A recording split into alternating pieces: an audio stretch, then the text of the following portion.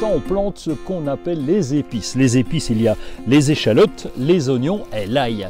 L'ail est originaire d'Asie et on le retrouve depuis très longtemps, plus de 5000 ans, en particulier en Égypte. On plante l'ail blanc ou le violet plutôt à l'automne parce qu'il est un peu plus résistant. On récoltera évidemment plus tôt puisqu'il aura passé l'hiver.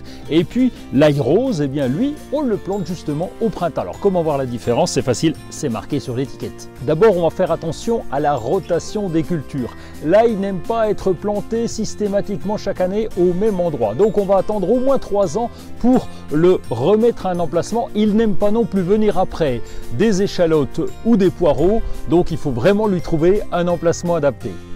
L'ail n'aime pas les terrains trop lourds ou trop humides. Si c'est le cas, eh bien on va le planter sur une butte de façon à ce que l'eau puisse s'évacuer facilement.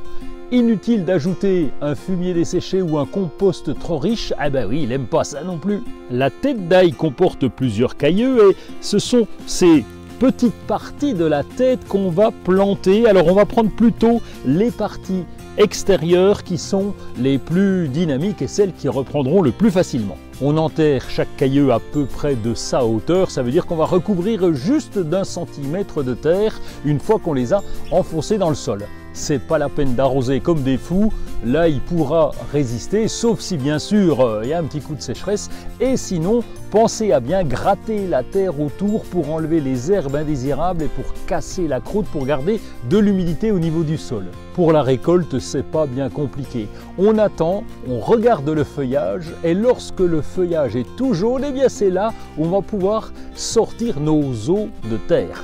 Et pour la petite histoire, il existe aussi de l'ail décoratif qui fait des fleurs superbes. Alors là, c'est à planter dans les massifs de fleurs. Bon, si jamais j'ai pas été clair, si vous n'avez pas tout pigé, n'hésitez pas, posez une question dans les commentaires.